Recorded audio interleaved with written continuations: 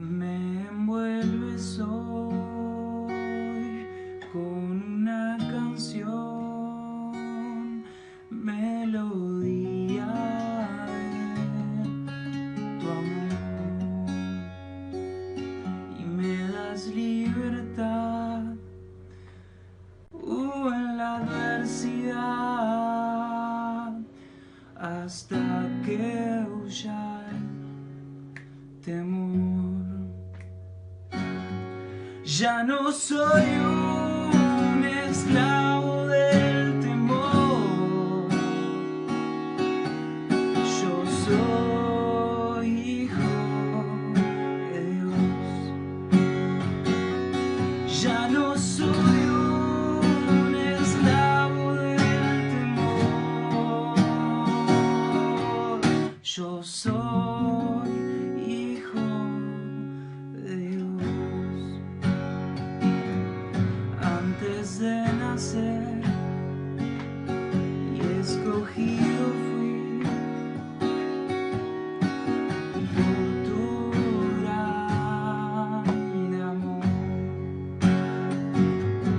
Pertenezco a ti, volví a nacer por tu grande amor. Ya no soy un esclavo del temor, yo soy hijo de Dios. Ya no soy un esclavo del temor,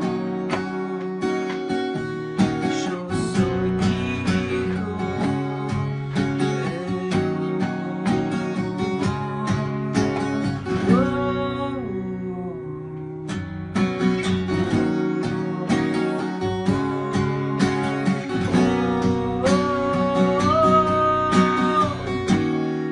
Estoy rodeado por los brazos del Padre, y hoy proclamo un canto de libertad.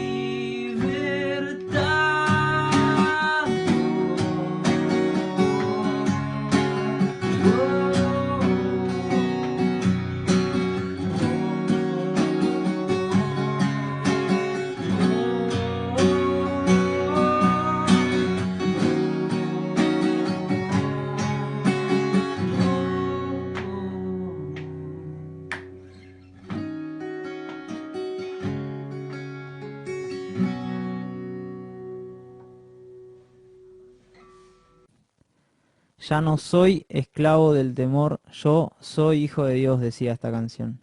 Espero que sea este lo que digas vos hoy en esta noche. Ahora sí le dejamos el lugar a Luis, que el Señor te bendiga.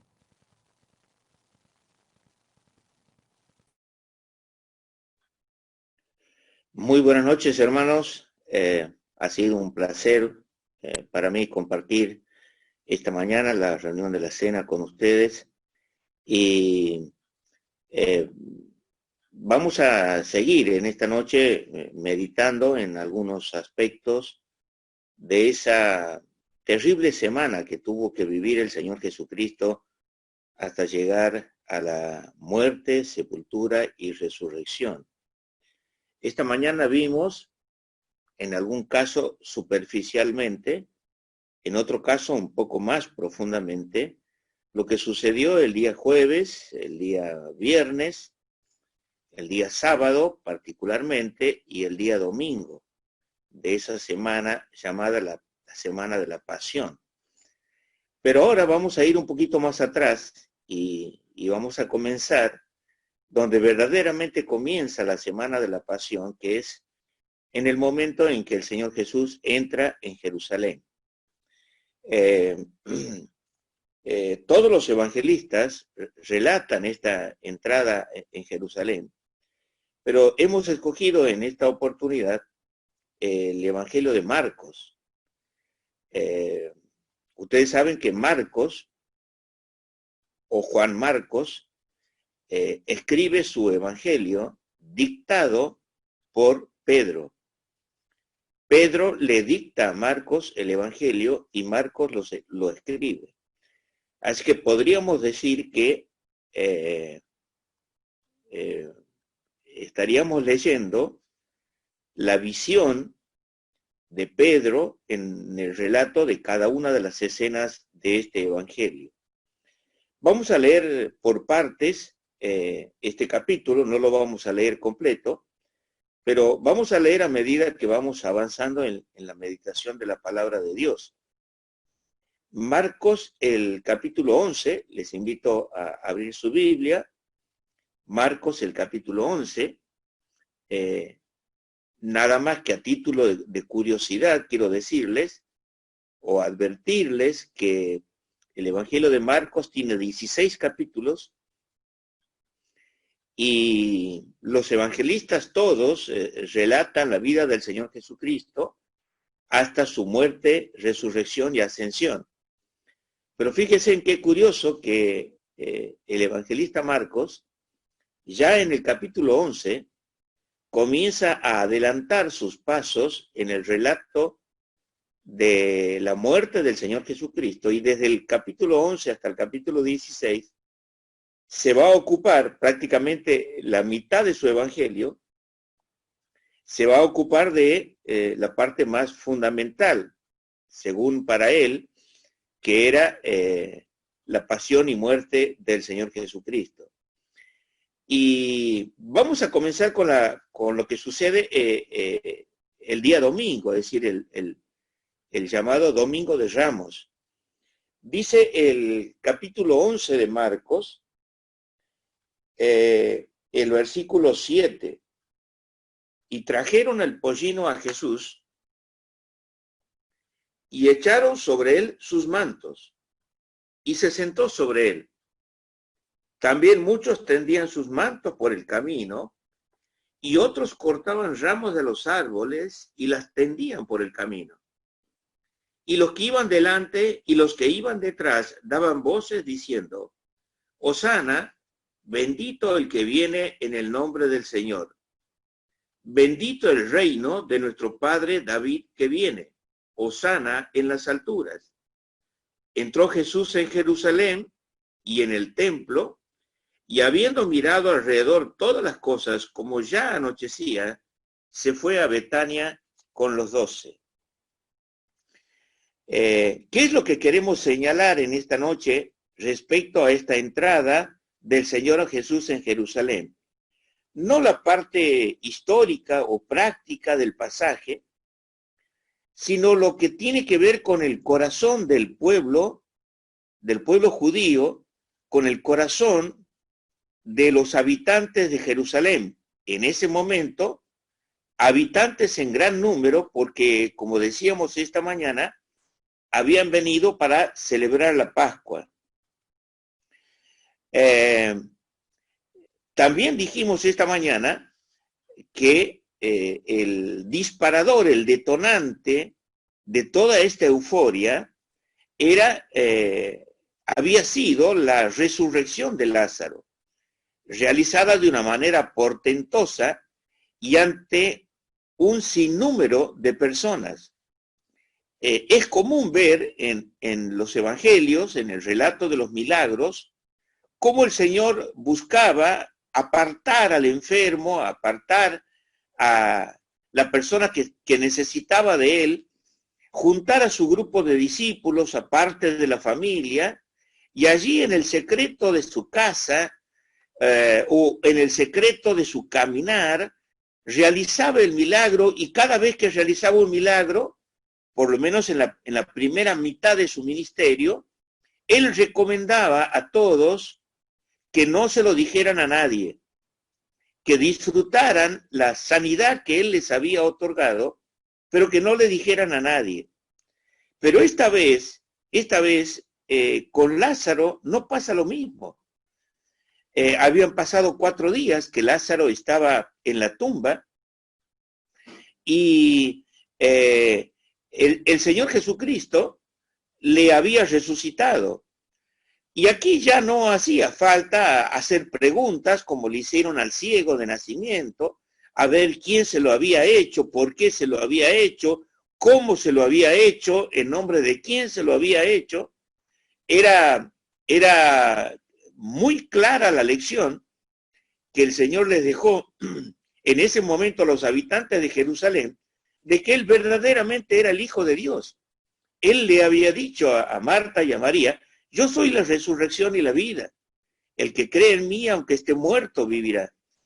Y la resurrección de Lázaro, como también, perdónenme, dijimos esta mañana, trajo aparejado no solamente amenaza de muerte para el Señor Jesucristo, sino amenazas de muerte para Lázaro, porque Lázaro era un testimonio palpable de que el Señor había hecho una obra portentosa y solamente le faltaba sentarse en el trono de Israel. Cuando el Señor Jesucristo entra, montado en un pollino, ya no entra sigilosamente como lo hacía en las otras fiestas de la Pascua, sino entra en forma pública. Entra mostrando las credenciales de lo que verdaderamente era.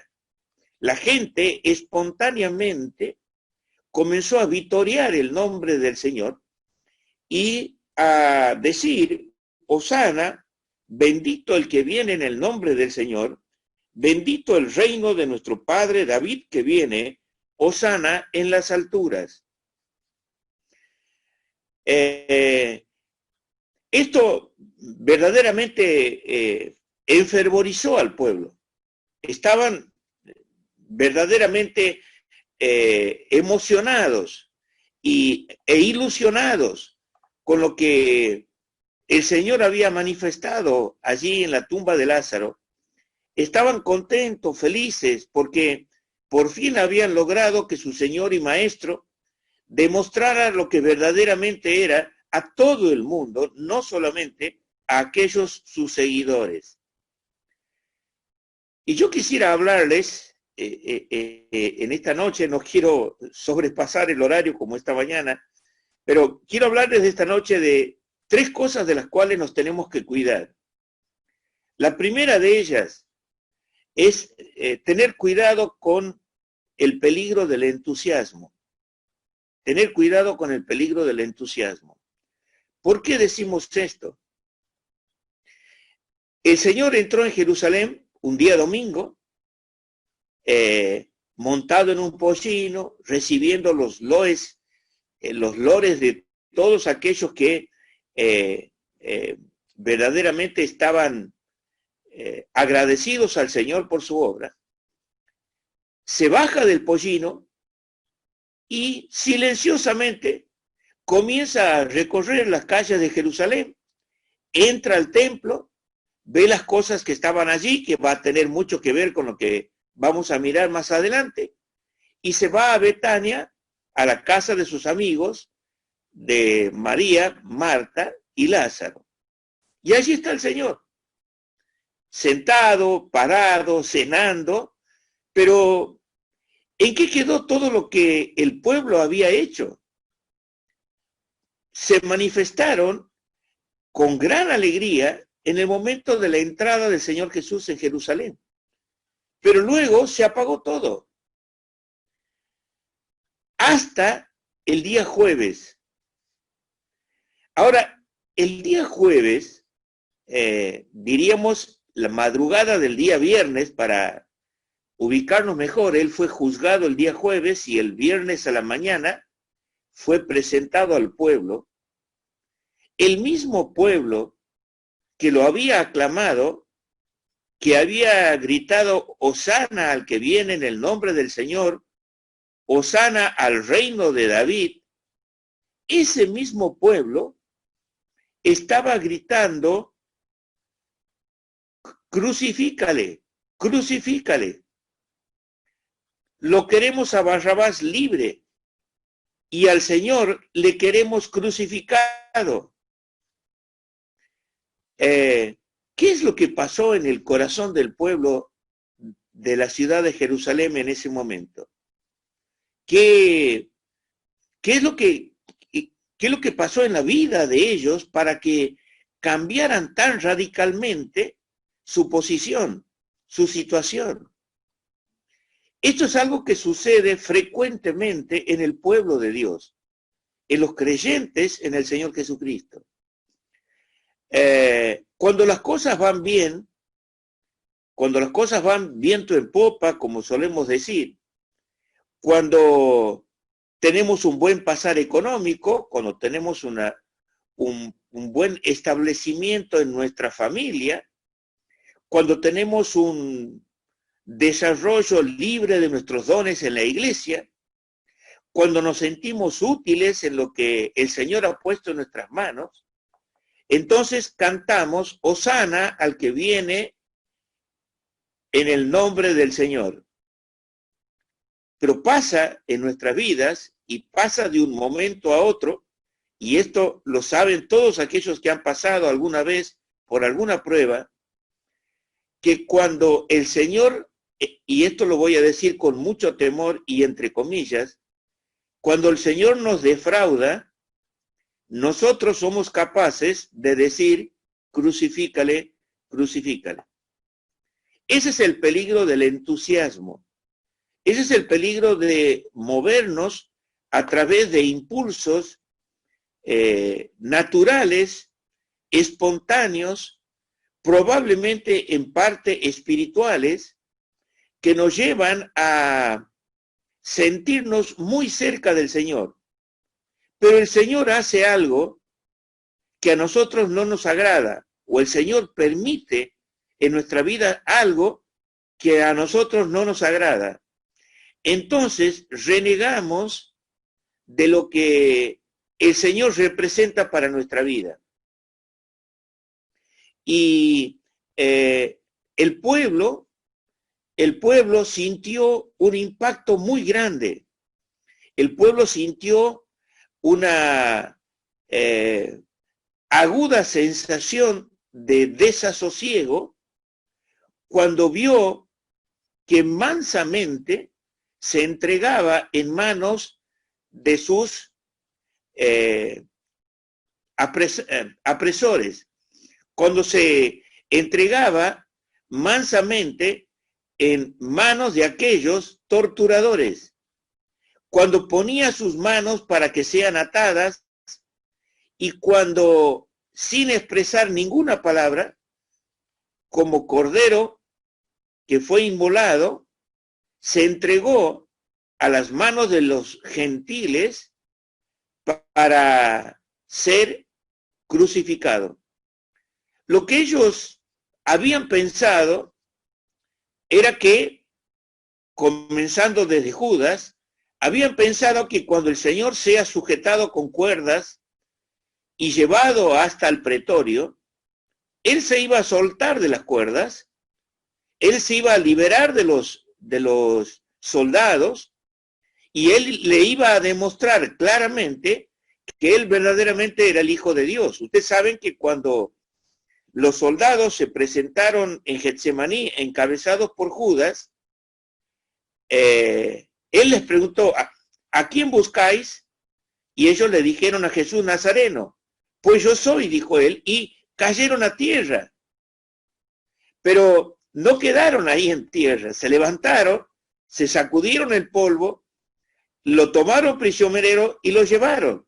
Es decir, Él demostró que si hubiese querido, que si hubiese podido desatarse de las ligaduras de la obediencia a su Padre, Él hubiese acabado inmediatamente con sus enemigos. Pero Él no lo hace. ¿Y cuántas veces hemos renegado del Señor? Porque no hace las cosas que nosotros queremos que haga. O porque hace cosas diferentes a las que nosotros esperábamos. O porque simplemente se demora en contestar nuestras oraciones. Les cuento algo muy cercano en la historia del pueblo de Dios aquí en Santiago. un jovencito brillante, brillante en todo el sentido de la palabra, que amaba al Señor, que verdaderamente le seguía de cerca, que estudiaba profundamente las Escrituras, que en las clases bíblicas era el que más preguntaba y el que más contestaba de todos los alumnos que participaban de esa escuela bíblica. Sin embargo, un día, por razones que desconocemos, se quedó sin trabajo. Y este muchacho se derrumbó completamente. Se derrumbó de tal manera que nos sorprendimos al verlo en el diario asaltando a un jubilado a mano armada para quitarle sus pertenencias. No podíamos creer, hermanos. Hasta ahora nos resulta difícil creer la noticia que habíamos leído sobre este chico. No sé qué será de la vida de él, no sé cómo habrán seguido los caminos de la justicia en cuanto a su responsabilidad de lo que lo acusaban. Pero no podía creerlo, no podíamos creerlo, que un chico con esos valores se viniera tan abajo y renegara justamente de su señor y maestro, quien, según parecía, ocupaba el centro de su vida. Ahora, claro, nosotros somos muy rápidos para juzgar. Somos muy rápidos para levantar nuestro dedo acusador y decir, ¿cómo puede ser que este hombre, cómo puede ser que esta hermana, cómo puede ser que este joven, que este adolescente, que seguía tan de cerca al Señor, se haya alejado tan bruscamente de la presencia del Señor y haya dejado los caminos del Señor? Y no podemos encontrar otra respuesta a el entusiasmo. Estaba muy entusiasmado. Yo quiero decirle, estimado hermano, hermana, que me escucha, que si usted está verdaderamente entusiasmada con el Señor, que si usted verdaderamente se siente fortalecido en Él, siente que Dios está haciendo cosas maravillosas a través de sus manos, tenga la precaución de cuidarse de aquellas cosas que van a venir sobre su vida y que la van a hacer desilusionar de las decisiones que toma nuestro Señor y Maestro. Las mismas personas que habían aclamado al Señor el día jueves, mejor dicho, el viernes a la mañana, bien tempranito, estaban vociferando, crucifícale, crucifícale, preferimos a Barrabás, no al Señor. Para decirlo de otra manera más simple y terminar con este pensamiento, no siempre nos satisfacen las decisiones que toma el Señor. No siempre nos resultan agradables. Muchas veces renegamos de aquellas cosas que suceden en nuestra vida, en nuestra familia, en nuestro andar diario, y esa desilusión llega a hacernos alejar del Señor y a no querer saber más nada con Él. Y esto es altamente peligroso. La salvación no se pierde, pero perdemos meses, años de bendiciones espirituales, de crecimiento, de madurez espiritual, porque no hemos aprendido que en la vida no todas las cosas nos van a salir bien. Alguna vez tendremos algo de qué lamentarnos, algo de qué preocuparnos.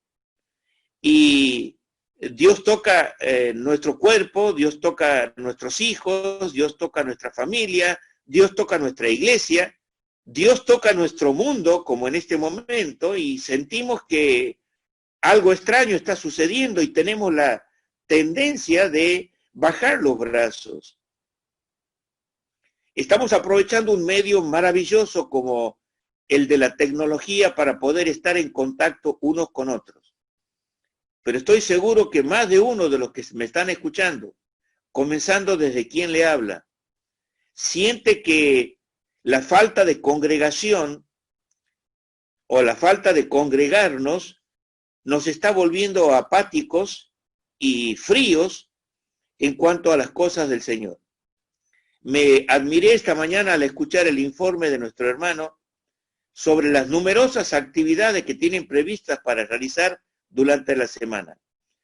Les aliento a seguir adelante, les aliento a no bajar los brazos, a ofrecer siempre al pueblo de Dios alimento sólido, para que en estos días muy difíciles, no solamente en el sentido físico, sino también en el sentido económico y espiritual, podamos fortalecernos en él. Y no decir a voz en cuello, no queremos saber más nada con nuestro Señor y Maestro. Esto que Él está haciendo no se compadece con lo que yo esperaba de Él. Dice el versículo 12, hemos visto el peligro del entusiasmo. Ahora vamos a ver el peligro de la hipocresía. Dice el versículo 12 del capítulo 11 de Marcos. Al día siguiente, cuando salieron de Betania, tuvo hambre. Y viendo de lejos una higuera que tenía hojas, fue a ver si tal vez hallaba en ella algo. Pero cuando llegó a ella, nada halló sino hojas, pues no era tiempo de higos. Entonces Jesús dijo a la higuera, nunca jamás coma nadie fruto de ti, y lo oyeron sus discípulos. Versículo 20, y pasando por la mañana, vieron que la higuera se había secado hasta las raíces. Los que peinan canas y los que no tenemos tampoco cabello, recordamos la tremenda batalla teológica que se desarrolla cada vez que se habla de la higuera estéril. Y vemos en él, en la actitud del Señor, una actitud aparentemente injusta, porque él dice que tenía hambre ese lunes a la mañana, se va a una higuera que estaba llena de hojas y la maldijo porque no tenía higos. Pero dice también la Biblia que no era tiempo de higos. Entonces, ¿por qué la maldijo? En primer lugar hay que saber, tenemos que saber, los que conocemos poco de la flora de nuestro país, que la higuera produce 2 veces frutos.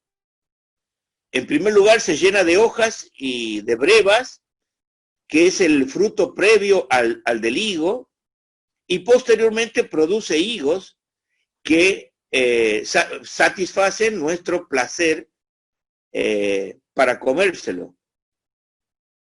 Cuando el Señor llega a la higuera, la ve que estaba llena de hojas. Y el Señor se da cuenta que esta planta le podía ayudar a los discípulos a tomar una lección. Ser cristiano no significa llenarse de hojas. Ser cristiano es tener fruto. Yo no sé quién escribió este himno, y si usted lo conoce, desde ya le pido perdón.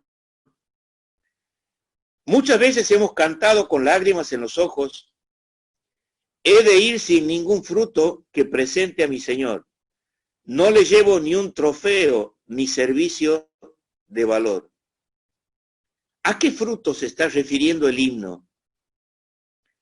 Generalmente nosotros decimos, no tenemos fruto porque no hemos llevado ningún alma a los pies del Señor. Esto no es así. ¿Por qué la higuera se llama higuera? La higuera se llama higuera porque da higos. ¿Por qué el creyente se llama creyente o por qué el cristiano se llama cristiano? Porque tiene amor, gozo, paz, paciencia, benignidad, bondad, fe, mansedumbre, templanza. Nosotros no somos cristianos por el solo hecho de haber dado profesión de fe en alguna reunión o haberlo hecho en nuestra casa, sino verdaderamente somos cristianos cuando llevamos fruto. Es decir, cuando estas 9 cosas que acabamos de mencionar aparecen todas juntas en nuestra vida. Generalmente decimos yo tengo amor, no tengo gozo, yo tengo paz, no tengo benignidad, tengo bondad, no tengo misericordia. No, esto es un fruto. Y el fruto del cristiano son las 9 uvas, para llamarlo de esta manera. El fruto del cristiano es el racimo de los 9 frutos. ¿Y qué es lo que hacemos nosotros cuando no tenemos fruto? Entonces nos cubrimos de hojas y hacemos la apariencia de que somos creyentes, somos muy buenos creyentes. Cualquiera que nos ve de lejos dice, verdaderamente es una higuera. Pero esta higuera a la que el Señor se acercó no tenía derecho de llamarse higuera, ni de estar plantada en un lugar quitando alimento a otras plantas cuando no producía el fruto que debía producir. Y el Señor la maldijo y la higuera se secó. Para los que tienen higuera en su casa o conocen de una higuera, saben que es muy difícil que se seque. Suele caerse por el viento, destruirse por las tempestades, quebrarse. Sin embargo, reposando sobre el suelo, la higuera sigue produciendo frutos, sigue produciendo higos. Ahora quiero que observe otra cosa. La higuera no come sus propios higos. La higuera produce higos para los demás. Cuando un creyente produce fruto, los demás se benefician, no nosotros. Nosotros queremos aparentar que somos higuera y no tenemos fruto, y nuestro fruto no beneficia a nuestros hermanos. En cambio, cuando yo tengo amor, gozo, paz, paciencia, benignidad, bondad, fe, mansedumbre, templanza, yo estoy ayudando a mi hermano a crecer en su vida espiritual. Y la hipocresía de la higuera enardeció al Señor Jesucristo. Y quiso enseñarle a los discípulos, ya que la higuera es figura de la nación de Israel, quería enseñarle a los discípulos cómo él trata a aquellas personas que aparentemente son salvas, que tienen muchas hojas, pero que no tienen absolutamente ningún fruto. Seguramente a usted le viene a la mente el versículo, por sus frutos los conoceréis. Hermanos, preguntémonos cómo estamos en nuestro entusiasmo con el Señor. Preguntémonos cómo estamos en nuestro resultado de vidas verdaderamente consagradas al Señor. ¿Tenemos el fruto del Espíritu? ¿Somos de ayuda a los hermanos que nos rodean? ¿O simplemente hacemos ostentación de lo que un día fuimos y nos mantenemos en ese lugar?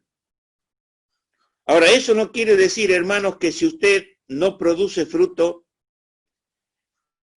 el Señor lo va a maldecir y le va a quitar la salvación. No.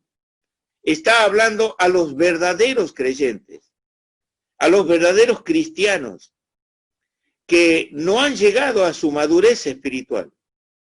Ni siquiera tienen brevas, mucho menos tienen higos. Solamente tienen hojas que los cubren y les hacen aparentar de que son lo que no son. Muchos de nuestras iglesias tienen esa característica, tenemos esa característica muchas veces. Nos cubrimos de hojas para que el mundo crea, para que la iglesia crea, para que los ancianos crean, para que los líderes crean que verdaderamente soy creyente, y sin embargo se busca higos dentro de ese árbol y no se encuentra nada. En tercer y último lugar, tengamos mucho cuidado con el peligro del descuido. Hemos visto el peligro del entusiasmo, el peligro de la hipocresía y el peligro del descuido. ¿Se acuerdan que decíamos que cuando el Señor entró a Jerusalén montado en un pollino, terminó su recorrido, se bajó, ya era de noche, comenzó a recorrer las almenas del templo, miró lo que seguramente se observa en todo mercado cuando ya no hay gente, desorden, sillas en un lado, mesas en otra, basura en el piso, estiércol de animales, y verdaderamente se indignó. Y cuando al otro día se presentó al templo, hizo 3 cosas allí en el templo. Quiero aclararles que hay una limpieza de templo al comienzo del ministerio del Señor y hay otra limpieza del templo al final del ministerio del Señor. Quiero decirle que hay una limpieza del templo que el Señor lo hace con látigo y hay una limpieza del templo que el Señor solamente lo hace vociferando. Y este es el caso del que vamos a leer en esta noche. Vinieron pues a Jerusalén y entrando Jesús en el templo comenzó a echar fuera a los que vendían y compraban en el templo. Volcó las mesas de los cambistas y las sillas de los que vendían palomas. Y no consentía que nadie atravesase el templo llevando utensilio alguno. Me quedan 5 minutos, disculpe hermano. Quisiera aclarar esto. ¿Por qué había comerciantes en el templo? En el templo no tendría que haber habido nadie, solamente los sacerdotes, el sumo sacerdote, los levitas y todas aquellas personas que se encargaban del culto en aquella oportunidad. Pero ¿qué pasaba? Los judíos venían de otras naciones y ellos querían ofrendar dinero, por ejemplo. Y el único dinero que se recibía en el templo era el medio ciclo de plata. Ellos no tenían medio ciclo de plata en las naciones de donde venían. Entonces ellos tenían que venir a Jerusalén y cambiar el dinero que traían de otras naciones por el medio ciclo de plata y ponerlo en la caja de las ofrendas. Ellos venían de otras ciudades y no tenían animalitos para ofrecer el sacrificio. Tenían que comprarlos. Entonces, los comerciantes se instalaban, probablemente comenzaron a instalarse fuera del templo, y luego para ir ganando cada vez más clientes, se fueron metiendo cada vez más adentro del templo. Y allí estaban los que compraban, dice, los que vendían y compraban en el templo, estaban los cambistas y estaban los que vendían palomas. ¿Qué hizo el Señor para limpiar el templo? Y a esto es lo que quisiera llegar en esta noche. ¿Qué hizo el Señor para limpiar el templo? Primero, lo que había que echar, lo echó. Echó, dice, a los que vendían y compraban en el templo. Lo que se podía echar, los echó. Los sacó del ámbito, del atrio, del templo. Lo que no se podía echar, que era a los cambistas, les volcó las mesas. Y usted sabe el desastre que significa volcar las mesas de alguien que está cambiando monedas. Y dice que puso a unos discípulos en la puerta para que nadie entrase con utensilio alguno. Y aquí nosotros vemos claramente el mundo, la carne y Satanás. ¿Dónde vemos el mundo? En las personas que compraban y vendían. Hoy el mundo es eso, un mundo que compra y vende. ¿Quiénes son los cambistas? Que no se pueden sacar del lugar. Es la carne. Es nuestra vieja naturaleza. es aquello que fuimos antes de que el Señor nos rescatara. Y eso lo volcó. A la carne no la podemos sacar, pero sí a la carne la podemos desbaratar, la podemos debilitar, la podemos dar vuelta para que no siga interrumpiendo nuestro crecimiento espiritual. Y a Satanás no permitió que nadie entrase ni saliese con utensilio alguno. Un solo utensilio que entrara al templo ya iba a ser el comienzo de un negocio. Ya la obra hubiera sido infructuosa. A veces dejamos entrar sin darnos cuenta cosas que no debieran estar en la vida de un cristiano. Tenemos que tener un portero celoso en nuestro corazón para que no entre nada que no pertenezca a la casa de Dios. Debemos volcar la carne, debemos echar al mundo y tomar debida cuenta de cómo tiene que estar nuestro corazón, que es templo del Espíritu Santo, para que no se convierta ese corazón en una cueva de ladrones. Ladrones que nos roban el gozo, que nos roban la paz, que nos roban nuestro crecimiento espiritual. Así que, hermanos, para concluir, tengamos cuidado con nuestro entusiasmo, tengamos cuidado con nuestra hipocresía y tengamos cuidado con nuestro descuido. Que el Señor nos ayude a ser fieles a Él. Y si alguien nos está escuchando en esta hora que no conoce al Señor, que nunca ha vislumbrado su gloria, queremos decirle que el Señor desea para usted lo mejor. Quiere hacerlo sentir el más feliz de los mortales, pero debe usted dejarle entrar en el templo de su corazón para que Él acomode las cosas.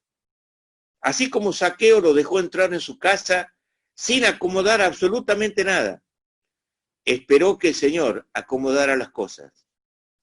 Muchos no vienen al Señor porque dicen que no están preparados, dicen que su casa no está lista, que cuando esté lista van a dejar entrar al Señor, y esto no va a suceder nunca. Hasta que no entre el Señor, nuestra vida no va a cambiar. Dejemos entrar al Señor y nuestra vida será cambiada. Que Dios le bendiga. Muchísimas gracias por su atención.